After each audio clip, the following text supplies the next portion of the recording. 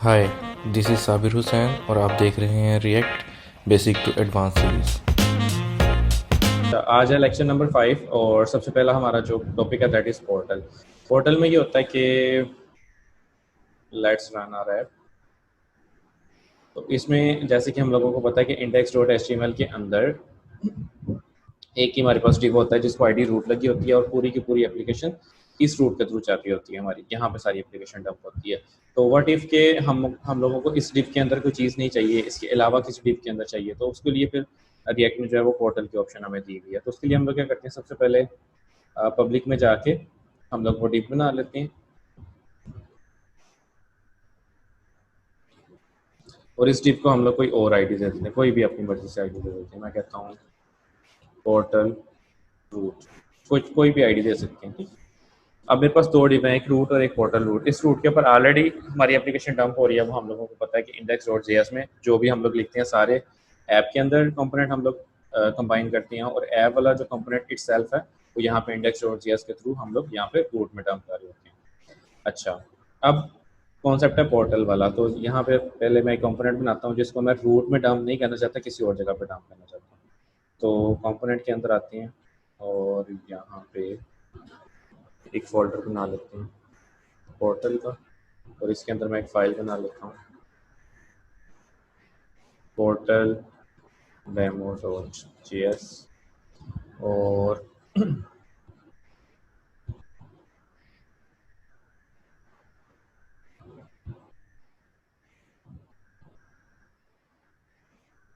कोई भी कंपोनेंट बना सकते हैं हम लोग, इसको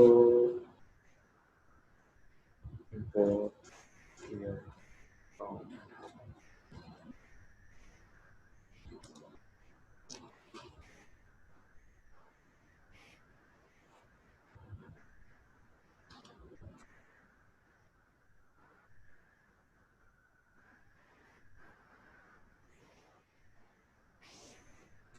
जो ये पोर्टल वाला कॉन्सेप्ट है ना, ये हमें मिलता है रिएक्ट डॉम वाली लाइब्रेरी से, तो हमें वो इंपोर्ट करनी पड़ेगी। React DOM from React Dom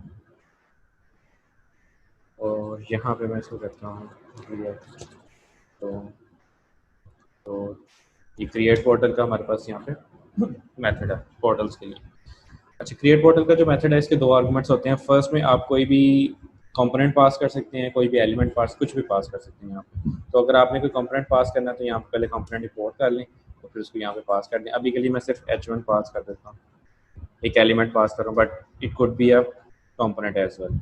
यानी कि यहाँ पे आप पूरा टू डू का कंपोनेंट भी पास कर सकते हैं, तो पूरी टू डू की ऐप यहाँ पे रन होनी शुरू हो जाएगी। तो अभी के लिए हम लोग यहाँ पे हेलो पोर्टल डाल देते हैं। अच्छा, फर्स्ट आर्गुमेंट होता है आपका एलिमेंट या आपका पोर्टल, और सॉरी आपका एलिमेंट या फिर आपका कंपोनेंट, कोई भी कुछ भी हो सकता है। और दूसरा हम लोगों ने इसको वो डिव की आईडी बतानी होती है, वो सिलेक्टर बताना होता है जहाँ पे इसको डंप किया जाए।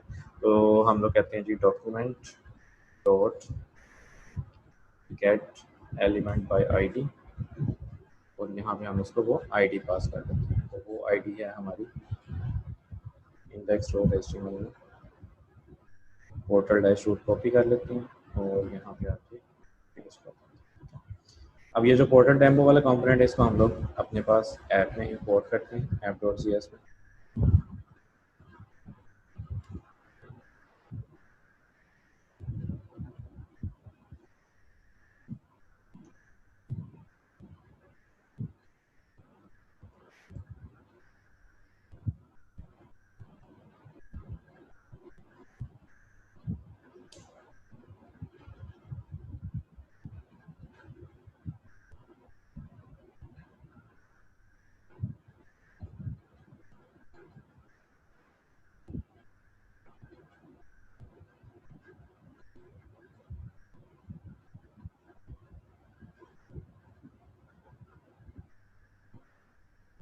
ऑटो इम्पोर्ट में बताओ, हम लोग खुद से इंपोर्ट कर लेते हैं। इंपोर्ट पोर्टल डेमो फ्रॉम, अच्छा इसलिए नहीं हुआ, हम लोगों ने इसको एक्सपोर्ट नहीं किया। एक्सपोर्ट डिफॉल्ट पोर्टल डेमो, एक दफ़ा यहाँ पे दोबारा ऑटो इम्पोर्ट की ट्राई करते हैं। It should be auto import. अब आ रहा है, ठीक है। तो हम लोगों ने app.js में इसको इंपोर्ट कर लिया।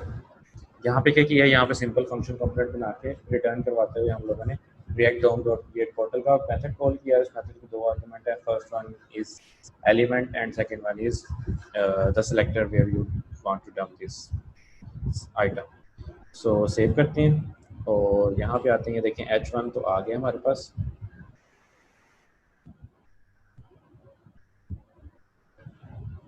और ये देखें ये आ रहा है पोर्टल रूट के अंदर, ये वाले रूट में नहीं है, ये पोर्टल रूट के अंदर आ रहा है। तो इस तरह से आप यहाँ पे कुछ भी कर सकते हैं। और ये क्योंकि स्ट्रिंग पास की थी तो एज अ स्ट्रिंग आ रहा है,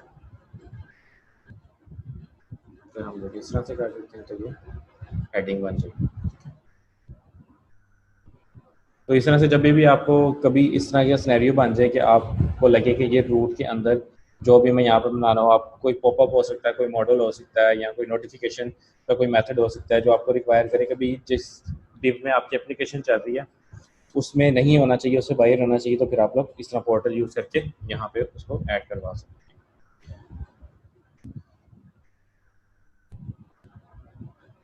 तो ये सारा हमने